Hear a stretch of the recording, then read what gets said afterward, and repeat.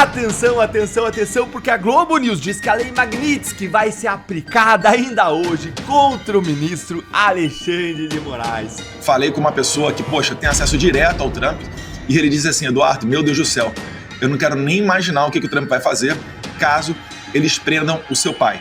E é por isso que eu acho que a gente está mais perto do que nunca da aplicação da Lei Magnitsky contra o Alexandre de Moraes.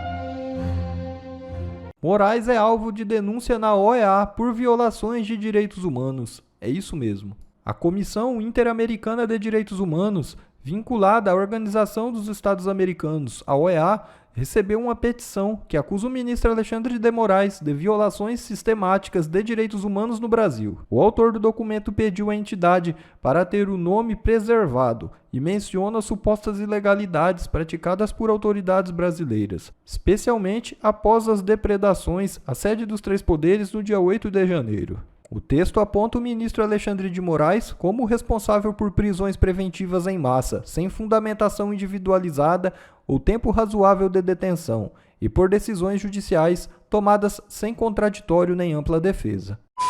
Estados Unidos preparam declaração de emergência para justificar tarifa de Trump contra o Brasil. É isso mesmo.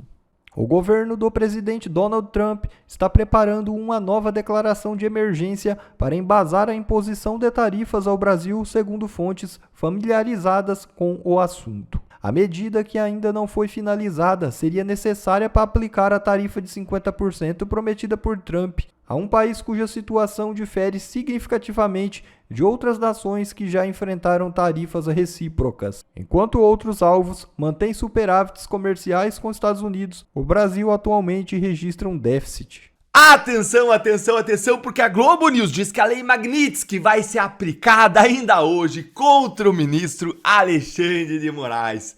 Bom dia, bom dia, bom dia! Meu muito bom dia para vocês, meus queridos amigos não sancionados, que não foram atingidos, punidos pela Lei Magnitsky, que nunca violaram um direito humano na vida e que esperavam ansiosamente que chegasse o dia em que quem violou direitos humanos fosse finalmente punido. Nesse nosso encontro com justiça, eu vou te mostrar 2 vídeos bombásticos da Globo News. O primeiro revela como a Lei Magnitsky pode ser aplicada hoje, gente, contra Moraes. E o segundo é um desabafo sobre como os ministros do Supremo, como eles estão assim, sofrendo com o cancelamento dos vistos, como a gente, aliás, nunca imaginou, né? Já que eles viviam garganteando, dizendo por aí que eles não estavam nem aí. Você não vai querer perder nada disso. Então fica aqui comigo e bora pro primeiro vídeo para ver o que disse a Natuza Neri, lembrando que esse programa da Globo News é do final da noite de ontem, quase madrugada. Olha aí. Mas dessa vez, o que chegou para quem está lá em Washington, bolsonarista que está lá em Washington, é que poderia ter acontecido hoje já. Aí recebi uma mensagem de lá dizendo, não vai ser hoje, possivelmente amanhã. Eu falei, tá dependendo de quem? E a resposta foi, tá dependendo do Marco Rubio, secretário de Estado dos Estados Unidos. Não me pareceu blefe, me pareceu bastante... Opa, não me pareceu blefe? Aí quem dizia que era tic-tac, que era só blefe, que não era nada que ia se executar, que eles estavam garganteando, olha aí, agora reconhecendo, é real, vai vir. Bastante sério, inclusive, e há alguns sinais. O primeiro sinal é que é um padrão. Toda vez em que Donald Trump disse alguma coisa que se reverteu contra o Brasil, teve uma mensagem antes, teve um recado antes, teve lá atrás, quando o Marco Rubio foi no Congresso, estava no Congresso, foi questionado por um parlamentar republicano sobre o que estava acontecendo com o Brasil e se haveria providências, e Marco Rubio disse que sim, e logo na sequência a gente viu Donald Trump ameaçando taxar o Brasil em 50% de todos os produtos que chegam lá nos Estados Unidos. Mas tem um personagem nessa história que a gente precisa sempre citar, porque ele começou como uma espécie de azarão, que é Eduardo Bolsonaro. Ninguém acreditava que Eduardo Bolsonaro fosse ter ali os seus vasos comunicantes e chegar a esse ponto de estarmos prestes a ver um ministro do Supremo Tribunal Federal sancionado por uma lei que serve para terrorista da Al-Qaeda, que serve para quem praticou, para quem atuou contra eleições, vou chegar nesse ponto já já. O bambu vai gemer, o bambu vai gemer. Aliás, o bambu já está gemendo e vai gemer mais ainda quando a Lei Magnitsky vier, pessoal. Isso vai ser notícia mundial. O juiz da Suprema Corte Brasileira é punido pelos Estados Unidos por graves violações de direitos humanos. Vocês conseguem imaginar isso aí? Conseguem imaginar essa notícia? Uma notícia dessas para o Brasil é ao mesmo tempo algo que nos traz um gostinho de justiça, de esperança, para quem sofre, se solidariza com os abusos do STF, com quem sofre com os abusos do STF, e ao mesmo tempo isso também é uma notícia horrorosa, porque marca pela primeira vez na história que o ministro do Supremo, um tribunal que tinha que proteger os direitos, foi punido pela maior democracia do mundo, foi castigado e colocado no mesmo rol em que estão os ditadores sul-americanos, sul-africanos, aqueles líderes autoritários e sanguinários que torturam e matam os seus próprios cidadãos. É no meio dessa turma aí, gente, que o Moraes vai estar. Gente dos piores porões de regimes ditatoriais como Venezuela, Cuba, Rússia e Coreia do Norte. Que vergonha para o Supremo. Que vergonha para os ministros. Se eu fosse ministro, eu ia sentir uma profunda vergonha de estar num tribunal desses, um tribunal que coaduna e apoia as barbaridades de uma pessoa dessas, acusada de graves violações de direitos humanos.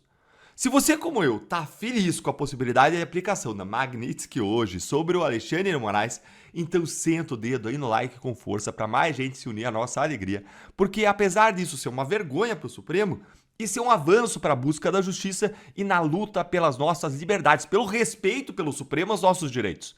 Agora vamos para o segundo vídeo, como eu prometi para vocês, com um desabafo dos ministros do Supremo, que mostra como eles estão aí absolutamente desesperados com o cancelamento dos vistos. Olha aí. Porque só para encerrar o capítulo da Magnitsky, é um bastidor que é o seguinte, os ministros do Supremo estão conversando com o Itamaraty, sabe por quê? Tem um dado cruel nesse processo todo. Que cruel. É que as sanções, por exemplo, suspensão de passaporte, de visto, de visto, não é comunicada oficialmente. Eles não chegam e dizem, Flávia, teu visto está suspenso. Sim. Então, os ministros do Supremo têm a história de que foram 8 que estão com visto supremo, estão com visto suspenso, 3 não, mas todos eles têm filho, neto, mulher, gente que tem estudo, tem interesses lá, e nenhum deles pode sair do Brasil. Sabe por quê? Porque eles conversam com o Itamaraty e o Itamaraty não tem resposta, porque o risco é a mulher de um ministro chegar nos Estados Unidos, mesmo com visto, embarca aqui, chega lá e o agente da imigração manda deportar a ministra do Supremo Tribunal Federal. E como fazer isso? Porque não tem comunicação oficial. Não vai ter Quinta Avenida nesse mês de julho para as ministras, filhas, esposas de ministros irem lá fazer suas compras, né? Tadinhos, gente. Puxa vida, que dó, que dó. Eu tô desconsolado, tô inconsolável. Pois é, gente. O Clesão, ele também tinha esposa e filhas, que estão até hoje buscando justiça para o pai. Débora Rodrigues, condenada a 14 anos de prisão por pichar uma estátua, também tem 2 filhos lindos que ficaram 2 anos sem ver a mãe e que podem ficar mais de 10 sem ver ela novamente.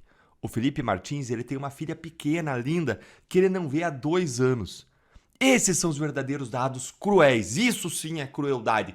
Isso é cruel. As mais de 1.300 pessoas presas, denunciadas, condenadas em bloco pelo STF, pelos atos do 8 de janeiro, ilegalmente, de forma arbitrária, injusta, inconstitucional, em lotes, sem examinar o que cada um fez. Essas pessoas hoje comem o pão que o diabo amassou e são tratadas como nem os piores corruptos do Brasil, os piores assassinos, traficantes desse país são tratados. Esse é o dado cruel. Isso é crueldade. E que interessante, né, gente? Como tem familiar de ministro do Supremo querendo ir para os Estados Unidos estudar, trabalhar, passear, né? Por que será? Eu achei que lá não fosse uma democracia, que fosse um país talvez horrível, né? Pelo que eu escuto deles. E eu achei que eles também não estavam nem aí. Como é que é mesmo? Ainda temos Paris, não é? Me explica aí nos comentários por que será que eles querem tanto ir para os Estados Unidos se lá não presta, hein? Porque eu não tô conseguindo entender essa. O secretário de Estado, Marco Rubio, deu um recado bem duro para a Europa. Milhares de europeus estão sendo condenados pelo crime de criticar o seu governo. Censura usada para proteger os líderes europeus do seu povo. Nos lembra muito o que está acontecendo aqui no Brasil e o que o judiciário tem feito. Você tem sido acusado por alguns de trair a pátria, por ir aos Estados Unidos denunciar a perseguição política e a censura que está acontecendo aqui no Brasil. Eu queria que você desse a sua versão do que você foi denunciar e por que o Brasil tem recebido essas sanções do governo Trump. E o que de fato Trump deseja? Perfeito, Marina. Primeiro, o Marco Rubio ele não é a primeira autoridade de alto nível americana a dar esse recado aos europeus, né? Antes, mais para o começo do ano, a gente teve o J.D. Vance num evento na Alemanha, onde basicamente ele falava isso para altas autoridades militares europeias, né? Ou nós compartilhamos dos mesmos valores, ou nós vamos seguir caminhos diferentes. Eu acho que a União Europeia ela entendeu bem o recado, tanto é que o Trump ele conseguiu aquilo que ele queria, né? Que era o incremento de parte do PIB dos países da União Europeia para a OTAN. E isso daí mostra que o Trump ele tem sido vencedor em todas as disputas que ele entra. E o que eu vim fazer aqui, Marina? E a gente, graças a Deus, conseguiu atrair a atenção do Trump, do secretário Marco Rubio e das autoridades americanas. Eu vim aqui denunciar aquilo que toda pessoa normal no Brasil, toda pessoa intelectualmente decente, consegue enxergar, né? É que não é normal você prender em massa 1.500 pessoas e jogar elas até 17 anos na cadeia como se fossem terroristas, né? Algumas delas com mais de 70 anos de idade, deficientes físicos que estão sendo presos sob alegação de risco de fuga. Enfim, morte do Clezão. A gente está vendo agora, né, o depoimento do Felipe Martins, que foi homem demais, né? Convenhamos, né? Segurou cadeia e conseguiu ali dar um recado para o sistema que prefere sofrer uma injustiça do que cometê-la. Então são vários abusos. Tem Daniel Silveira, tem delegado Anderson Torres, né, que foi ministro da Justiça do Jair Bolsonaro, depois secretário de Segurança Pública do governador Ibanez. Há muito tempo a caneta do Moraes ela não encontra limites.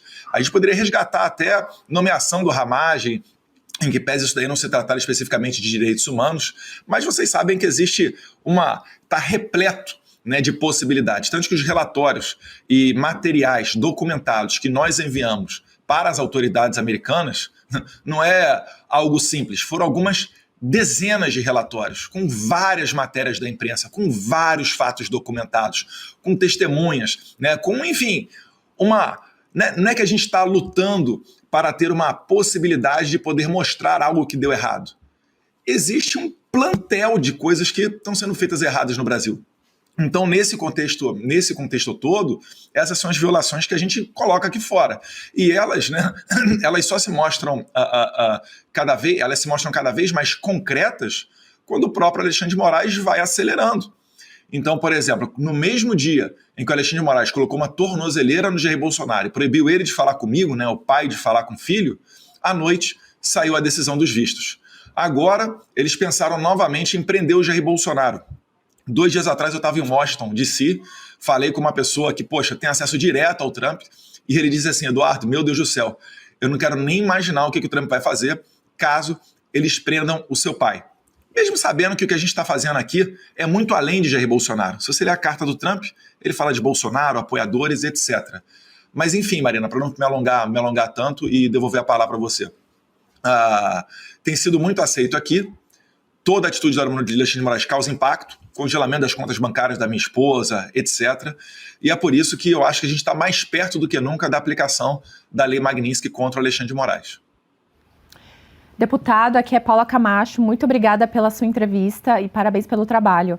Ontem, né, ontem foi exposto todo o vídeo do Felipe Martins, né, a depoimento dele, que viralizou nas redes sociais, que está todo mundo sabendo o que realmente aconteceu, né, o tratamento desumano que foi dado a ele. E eu queria ver com você se você tem informações sobre o processo do Felipe Martins se está indo em frente, como está o processo do Felipe Martins contra tudo isso que vem acontecendo, contra essa possível fraude no sistema de imigração americano que teve para prender ele ilegalmente e colocar ele na prisão durante 6 meses. Eu queria saber de você se você tem informações de acordo com o que está acontecendo, se você sabe, se alguém contou para você, o que você pode falar para a gente sobre esse caso tão importante? Esse é um dos casos que a gente catalogou e colocou adiante aqui para as autoridades americanas. Eu falo muito autoridade americana, porque eu não quero expor as pessoas com as quais nós falamos, tá? Não por ser ilegal e etc., mas para preservá-las, porque a gente já conhece o nosso inimigo. Uma vez eles sabendo, né, quem são os nossos principais ativos aqui, eles vão vir para cima dessas pessoas. Né? Então o caso do Felipe Martins é um dos casos catalogados e é uma outra frente que o Alexandre de Moraes vai ter que lidar. O Alexandre de Moraes ele tem a frente da censura da Rumble e da Truth Social, ou seja, ele comprou uma briga direta com uma empresa do presidente Trump. Eu jamais aconselharia alguém a fazer isso. Né? Isso daí está numa ação judicial em Tampa, na Flórida. Você tem a questão da Lei Magnitsky, que são as violações de direitos humanos, etc., que eu e o Paulo Figueiredo a gente leva adiante aqui, principalmente, outras pessoas contribuem também. E tem também essa questão do Felipe Martins, que é um crime federal. E já está provado que a entrada dele nos Estados Unidos ela foi falseada no sistema migratório norte-americano. Então, os detalhes exatamente eu não sei. E o Alexandre de Moraes, uma vez provocado, ele mostra quem ele realmente é, né? O baixo nível, a várzea que está esse Supremo Tribunal Federal com o Alexandre de Moraes. E eu sei que isso daí certamente vai dar problema. Porque aqui nos Estados Unidos vale aquela máxima, né, de pau que dá em Chico também dá em Francisco. Então não existem motivos para você passar a mão na cabeça de um funcionário que falsificou os registros migratórios norte-americanos. E essa, inclusive, é uma bandeira do presidente Trump. Durante a eleição inteira, ele falou do queijo suíço, que são as fronteiras norte-americanas, e certamente agora, né, vai colocar o foco em cima disso. E aí tem a parte civil e a parte criminal do fato do Felipe Martins. Mas eu acho que os detalhes mais fidedignos, etc., quem pode trazer é o advogado dele, né, o Dr. Cicchini. Mas eu também já fiquei sabendo que isso não está mais no estágio de autoridade de baixo nível. Já chegou em gente grande dentro dos Estados Unidos e a gente espera que atitudes sejam tomadas. Lembrando, isso daí vai implicar Fábio Shor, vai implicar Alexandre de Moraes, vai implicar todo mundo que trabalhou com o caso do Felipe Martins. Porque é notório que ele nunca saiu do Brasil. E o Alexandre de Moraes e o Fábio Shor sabiam que ele nunca saiu do Brasil. E vale aqui um detalhe importante. O Felipe Martins, na primeira inserção dele nos sistemas migratórios norte-americanos, foram inseridos o seu nome escrito errado, não era Felipe, era Felipe, algo assim, e também com o seu número de passaporte antigo, que havia sido extraviado, ou seja, ele certamente não utilizaria esse passaporte para entrar nos Estados Unidos em 30 de dezembro de 2022. Então, quando foi editado porque isso daí foi corrigido, tá? Eles botaram depois o nome correto e o passaporte correto. Quando essa edição para corrigir aconteceu, eu tenho quase certeza que era o mesmo momento em que o Fábio Shor estava aqui nos Estados Unidos para falar de cartão de vacina de Jair Bolsonaro, ou seja, a história de pano de fundo, a história cobertura dele. Isso daí aconteceu. Então, se isso for verificado, a gente dá a chance da dúvida aos nossos oponentes, né, aos nossos inimigos. Se isso se verificar, nós estamos falando de um crime federal seríssimo nos Estados Unidos. E isso daí dá cadeia séria. Ah, Eduardo, mas essas autoridades brasileiras moram no Brasil. Tá bom. Então não vão poder sair do Brasil. Porque a gente sabe que o Brasil não extradita, né, brasileiro para o exterior. Mas vai dar problema e vai dar também a possibilidade de, uma vez ocorrendo a condenação dos Estados Unidos, trazer esse processo do Brasil para ser homologado e levar os responsáveis para a cadeia. Deputado, bom dia, seja bem-vindo ao Oeste, obrigada por conversar conosco. Deputado, quando nós falamos a respeito de geopolítica, a gente sempre tem aquela especulação de que o Brasil está se aproximando de grupos comunistas do bloco mais ditatorial do nosso país. A minha pergunta é muito direta, se os Estados Unidos enxerga como uma aproximação ou se os Estados Unidos já enxerga como um ato consumado, como um fato. O Brasil já está do lado de lá. Eu não falo pelas autoridades americanas, mas o que eu consigo enxergar por aqui é que não é um fato consumado, né? Até porque estão sendo feitas pressões, né? Obviamente, no jogo da geopolítica, todos têm os seus interesses, e o Trump tem falado, né, na defesa dos Estados Unidos, né, daquilo que é importante para eles, como, por exemplo, o dólar. Ele fala, se tentarem criar, né, ou se ficarem vocalizando demais essa questão de moeda única do BRICS, não por ser uma moeda única de um país, que isso poderia ser criado, mas é porque a motivação para a criação desta moeda é fazer frente ao dólar. Ou seja, é para quebrar o padrão dólar no comércio internacional. Ele fala, olha, isso daí acontecendo, 100% de tarifa. O Brasil já recebeu navios de guerra do Irã que foram sancionados pelos Estados Unidos. Se isso ocorresse hoje, eu tenho certeza, o Trump tomaria uma atitude muito forte, tal qual ele fez nessa tarifação, né, nessa tarifa de 50%, que a gente chama de tarifa Moraes, porque a questão não é econômica, não é comercial, ela é sim de uma crise institucional. O Trump deixou isso claro na carta dele.